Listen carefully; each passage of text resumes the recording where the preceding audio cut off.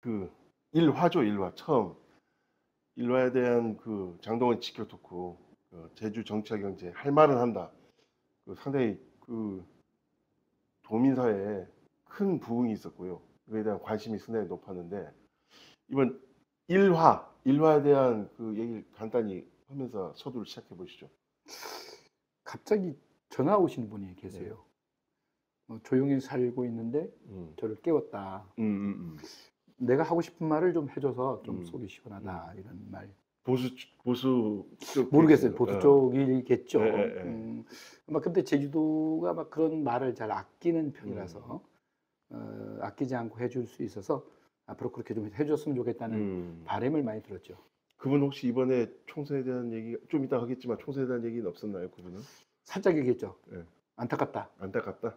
그게 왜, 가장 예, 크겠죠. 예. 예, 알겠습니다. 뭐, 예, 앞으로 뭐 그에 대한 얘기는 계속 할 거니까. 자, 제 22대 국회의원 선거 끝났거든요.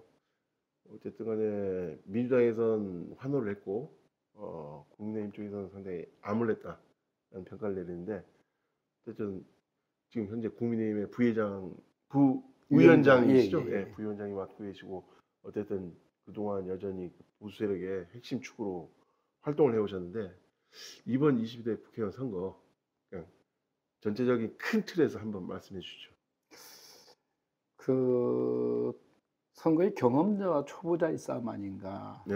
한동훈 위원장의 생각은 참 맑았다. 음, 하지만 전술 전략에는 상당히 문제가 있었다. 음, 어쨌든 검찰 출신으로서 정치를 다뤄보지 못한 미숙함, 그 원래 목적보다 방법의 구사가 상당히 문제가 있었고, 민주당은 프레임 전쟁을 좀 잘했다. 정권 심판. 한동훈 의원이 마지막에는 운동권 심판이라고 했지만 좀 늦은 감이 없지 않아 있고, 프레임 싸움에서 졌다. 또 그 다음에 중간에 대통령의 인사에 대한 호주 대사부터 시작해서 여러 가지의 구설수가 막판에 변수를 일으켰다. 뭐, 그 전에 조금 모수석, 예. 그렇죠. 그 전에는 상당히 분위기가 예, 좋았죠. 예. 이재명 대표가 그 일방적인 자기 사람 심어놓기에 약간 그런 공천을 국민의힘에서는 나름대로 투명하게 잘한다고 했지만 현실적인 전투병을 배치를 못하고 오히려 착한 사람 배치했다고 되는 건 아니거든요. 전장에서는 전장에 싸울 수 있는 장수를 배치해야 되는데 이 집은 양반의 학자들을 배치하는 그런 형식의 공천이었기 때문에 질 수밖에 없는 선거였다. 또 국민의 민심을 어떤 것이 가려운지를 정확히 파악하지 못했다 이런 생각이 듭니다. 그리고 특히 이번 그 정치사회 이걸 보면 각 지방의 특성 모르는 것 같아요. 특히 제주 지방 같은 경우에는 4.3의 문제나 여러 가지 문제들을 정확히 짚어내지 못했고 뭐 늘 우리가 주장하고 4.3의 대통령의 참석과 최소한 한동훈 위원장의 참석을 해야지만 한동훈 위원장은 아예 제주를 한 번도 내려오지 않는 4.3 얘기는 좀 이따 할 거고 예. 먼저 총평을 얘기하는데 그 제주 제2공항 이번에 영향이 있었다고 여론조사는 굉장히 좋게 나왔는데 이번 투표 표심에는 안 나타난 것 같아요. 크게 영향을 주진 않았다고 봅니다. 다만 왜 그러냐면 제주공항에 대한 접근하는 시각이 다르거든요. 그 뭐 서귀포나 제주갑, 제주울이 서로 다른 시각 차이가 있죠. 그런데 그래서 어떻게 극대화시켜서 이걸 전략에 사용하느냐. 민주당은 나름대로 방어하는 쪽이라면 공격하는 국민의힘 쪽이 정확히 맥을 짚지 못했다. 공항에 대해서 좀 더 부각하는 찬성론자들의 생각을 또 그들이 찬성에 대한 지역 주민의 여론을 만들 수가 있어야 되는데 오히려 반대론자들은 강하게 접근했지만 찬성론자, 원래 찬성론자는 말이 없게 말입니다. 반대론자의 그 들끓는 그런 여론을 잠재우지 못해서 오히려 공항에서는 크게 영향을 받지 못했다 이렇게 생각이 듭니다. 그 제가 참신한 인재 영입을 정치권에서 계속 부르짖다 보니까 어쨌든 이 도민들도 참신한 인재 영입에 대해서 긍정적인 평가를 했는데 이번 국민의힘은 다 참신한 인물이거든요. 보시기에 어떻게 생각할지 모르겠지만 그런데 이번에 선거에서 좋은 결과가 나지 않았는데 그에 대해서 어떻게 생각하시나요? 참신함과 초보 운전은 좀 다르다고 아, 봐요. 그래요? 예. 같은 개념을 한번 접근해 보면 운전이 숙련된 운전자하고 초보 운전은 분명히 다르겠죠. 예, 그럼 예. 정치도 마찬가지입니다. 초보 운전이라도 그럼 최소한 정치에 대한 생각과 준비된 정치인이라면 그건 초보 운전에도 나름대로 훈련받은 정치인이기 때문에 가능하지만 지금은 훈련 받지도 운전이 능숙하지도 않은 초보 운전의 정치인을 배치함으로써 이 지역 정서를 일단 모릅니다. 도민들의 생각을 모르는 것. 두 번째는 뭐냐면 그 도민들을 섬기고 헌신하는 자세가 난 부족했다. 하나가 완팀이 되고 이런 과정이 상당히 서툴렀고, 세 번째는 그 후보자들이 또 갑자기 내려왔고, 또 기존에 열심히 지역을 다루는 사람들을 무시하고, 그런 공천은 그야말로 질 수밖에 없는 선거였다. 이렇게 생각이 됩니다. 이길 수 있음에도 충분히 가능성이 있었는데 불구하고 결국은 떨어진 후보를 일부러 보낸 것처럼 느껴지는 그런 참으로 안타까운 공천이었다고 생각됩니다. 네. 이번에 국민의힘 같은 경우는 그 기존 여론조사에서도 상당히 안 좋게 나왔음에도 불구하고 그 허용진 위원장까지 탈당하게 중앙당에서 외면, 무시 이게 적용하다 보니까 뭐 중앙당에 하고 그 소통이 잘 안 되는 것 같아요. 제주를 무시해서인가요? 어쨌든 뭐 그렇게 판단 내겠지만 이렇게 힘을 합쳐야 됨에도 불구하고 분열됐거든요. 이게 큰 패인이 요건이 될까요? 그렇죠. 아주 크죠. 특히 서귀포 지역 같은 경우는 여론조사 박빙이었거든요. 근데 조금 차이 났죠.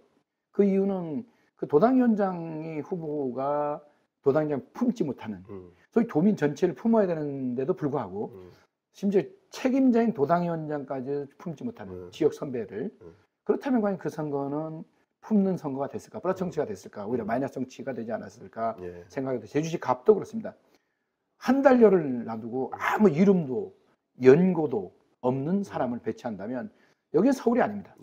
지방은 최소한 주민들과 함께 밀착해서 그분들과 함께 교감을 갖고 인지도가 어느 정도 있어야만 되는 지역이기 때문에 그런 부분을 완전히 중앙이 간과했다. 또 도당 입장에서도 선대본부가 정상대로 움직여지지 못했다. 뭐 다른 후보들은 민주당 보면 메머드급 선대본부를 구성했다면 국민의힘은 그냥 자기만의 어떤 후보 혼자, 후보 혼자. 또 도당위원회도 그렇습니다. 도당위원회도 선대본부를 구성함에 있어서 많은 지역 어르신들과 지역 민들의 얘기를 들어봐야 되는데 일방적인 얘기 몇 사람 얘기로 이루어지지 않았나 그런 안타까움을 금할 길이 없습니다. 뭐 비교가 될지 모르겠지만은 민주당 같은 경우는 강창이라는 큰 어른이 있어갖고 중심을 분열낼 수 있는 과정을 특히 제주시 같은 건 잡아줬거든요. 국민의힘에서는 그런 어른이 없는 것 같아요. 우리 전 의원님께서도 크게 부각되지 않아갖고 없다고 하는 건 아니고 있는데 그들을 이제 모시질 못했죠. 심지어 이런 겁니다. 다윗과 골리앗의 싸움을 보면 되죠. 물론 이제 5번의 연패를 거쳐서 국민의힘 세력이 되게 약한 건 맞습니다. 하지만 국민의힘이 진짜 사랑하고 좋아하는 또한 보수 세력도 많습니다. 뭐 심지어 우리 김태환 지사님 같은 경우도 보수의 어른이죠. 하지만 그분들도 선대본부에 참여했는데 불구하고 전혀 그런 분들이 없었거든요. 소위 말해서 선대본부의 구성 요소를 보면 젊고 신선하다고 하지만 아까 말했지만 젊고 신선한 거는 좋지만 초보 운전일 수가 있다. 젊은 분들도 필요하고 어르신의 경험도 필요한 상호 이게 호환되고 서로 조화되는 그런 선거가 돼야 남녀노소 지역구간을 막론하고 국민의힘을 좋아할 수 있겠죠. 어느 한쪽의 일방적인 구성으로 간다면 그 나머지 이면에 있는 구성원들은 거기를 싫어할 수밖에 없습니다. 그래서 실제 우리를 좋아하는 보수를 좋아하는 세력까지도 오히려 내쳐지는 그런 결과가 생겨서 지역에 가다 보면 찍을 사람 없다는 얘기가 많이 들려요. 찍을 사람 없다. 왜? 보수인데도 찍을 사람 없다. 그냥 보수가 보수답지 않다는 거죠. 그런 보수라는 것을 서로가 이해하고 소통하고 그런 같은 장에 나올 수 있는 그런 화합된 모습을 맞추지 못한 도당위원회의 책임 또한 크다고 생각합니다. 보수 쪽에 뭐 김태환 지사님, 전 지사님 같은 경우도 여전히 활동 열심히 하시고 하시는데 참 아쉬운 거겠는데 이번 뭐 선거에서 어쨌든 간에 전석 다 패했다. 국민의힘 패했는데 지금 뭐 전국적인 그 국민의힘에서 참패하다 보니까 한동훈 위원장 사퇴하시고 뭐 전체적으로 이렇게 정리해 가는 상황인데 제2도당은 뭐 전혀 그런 기미가 사퇴조차 뭐 어떻게 돼 있다 뭐 내용조차도 안 나오고 있는데 어떻게 보십니까? 그 사퇴다. 뭐 책임을 져야 되는 게 책임지는 자세가 없는 당연하죠. 그거를 좀 거슬러 올라가 보겠습니다. 우리 국민의힘이 한 번이라도 참패했을 때 이런 책임 정치 해보셨습니까? 한 번도 안 했습니다. 결국 지난 4년 전에도 도당위원회가 그 참패의 책임을 지고 아무도 책임을 지지 않았거든요. 음. 책임지는 것 자체가 문제가 되는 건 아닙니다. 도민이 바라봤을 때 어떻게 바라보겠느냐 이거죠. 참패했다면 도민이 메시지는 던져준 겁니다. 너네 선택 안 할 테니 바꿔봐라, 반성하라, 자성하라 이거거든요. 말로 자성하면 뭐합니까? 그런 책임지는 책임 정치, 모든 도당 당직자가 사표를 내고 그 새로운 비대위가 구성돼서 그 비대위가 새로운 전당대회를 통해서 지구당을 새로 만든다면 그런 모습을 도민들이 봤을 때에 호응하는 거죠. 그게 책임지는 이유입니다. 그냥 단순히 사퇴하고 내 그만둬서 참패하고 물러났다. 그건 문제 편하죠. 그런 내용이 아니라 도민들의 시각에서 국민의힘이 각성하고 있구나. 이런 메시지를 던지는 것이 그 방법의 일환일 뿐입니다. 그렇게 해서 계속 개혁해 나가야죠. 자성의 몫을 반성하고 그래서 처방전을 내리고 하나하나 도민들 속에 들어갈 수 있는 그런 액션이 우리한테 부족했다는 겁니다. 이번 선거도 마찬가지입니다.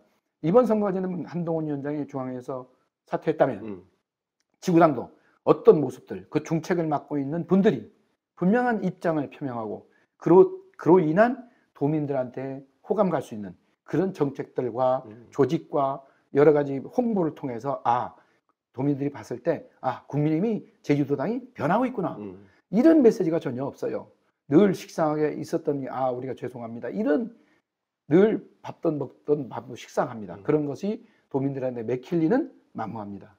제가 선거 기간에 국회 쪽에 있어 보니까 잘 모르겠는데 혹시 제2도당에서 관계자들 주요 임원 인사들이 기자회견 가져갖고 도민들한테 사과 올린 게 있나요? 없습니다. 그냥 메시지 하나 던졌죠. 메시지입니까? 오히려 그거는 저희는 이렇게 생각합니다. 모든 선대본부 구성원이 다 모여서 대도민 사과를 전체를 보여줘야 돼요. 이 보여준다는 건 뭐냐면 보여준다는 논리가 아니라 도민한테 분명하게 입장을 스스로 진심으로 다가갈 수 있는 그런 액션이 없었다는 거죠. 보도자료 하나 낸 것 같고 그냥 늘 하는 거 하는구나 이렇게밖에 할 수 없어요. 변화를 줘야 됩니다. 그리고 일반 변화가 아니라 어떻게 6번 내리지는 이런 선거 후에 아무런 각성도 반성도 없는 이런 액션이야말로 어찌 보면 도민들이 봤을 때는 아직 정신 덜 차렸네? 이렇게 볼 수가 있겠다 이렇게 싶습니다. 네. 어쨌든 간에 보수 일각이나 국회 여의도 정가라고 표현을 하는데 여의도 정가에서는 제2도당의 사고당일 가능성이 높다는 얘기가 들고 있는데 들어보셨습니까? 예, 저도 그 한간에 물론 관례가 좀 그렇죠. 참패의 이유. 제가 볼 때는 외람된 말씀입니다. 서귀포나 제주시 가면 이길 수 있는 선거였습니다. 물론 을이 이기지 못한다는 건 아니지만 가능성 측면에서 충분히 가능이 더 컸었던 것이었죠. 근데 이 사고당이라는 건 뭐냐면 이 지구당 위원장들이 그 책임을 지고 열심히 했느냐 또 그것에 대한 결과에 대한 문제는 아닙니다. 그 결과도 중요하겠지만 그 과정상에서 도민을 품었는지 이길 수 있는 선거를 졌다면 그건 결국은 사고당이 돼야죠. 사고당에 대해서 정확히 새로운 사람을 물색해서 새로운 조직을 구성할 때 도민들이 호응하고 국민이 호응할 겁니다. 물론 그 또한 중앙당의 책임도 있습니다. 한 달밖에 안 남은 상태에서 갑자기 이름도 모르는 사람이 공천한다. 중앙당의 책임이 있기 때문에 아마 중앙당도 이 부분을 강력히 지키는 본인들의 한 행동이 있기 때문에 좀 어려울 겁니다. 근데 제주도당 이럴 때 목소리를 내줘야 됩니다. 중앙당에 강력히 성토하고 이 문제에 대해 짚은 다음 선대본부가 구성되고 그 결과에 대한 우리의 자성의 소리가 나와야 되는데 제가 늘 지켜본 바로는 처음에 여기에 제주시 갑인 경우에 한 달 전에 갑자기 전략공천 내려왔습니다. 그러면 그것에는 제주도당의 소리는 없었습니다. 오죽하면 제주도당 위원장이 탈당했겠습니다. 그 소리가 받아들여지지 않으니까 탈당한 겁니다. 그 또한 일부가 이해됩니다. 물론 다른 시각도 있을 수 있겠지만 그렇다면 제주도당이 우선 첫째는 중앙당의 강력한 성토회장을 만들고 중앙당의 대도민 사과를 하고 그 다음에 선대본부를 구성하고 그 다음 과정이 있어서 결과에 대한 다시 각성의 소리를 내고 개혁한다면 그 또한 도민들이 이해할 것인데 그런 과정이 무시됐다는 거죠. 잘 아시다시피 정치는 명분과 타이밍입니다.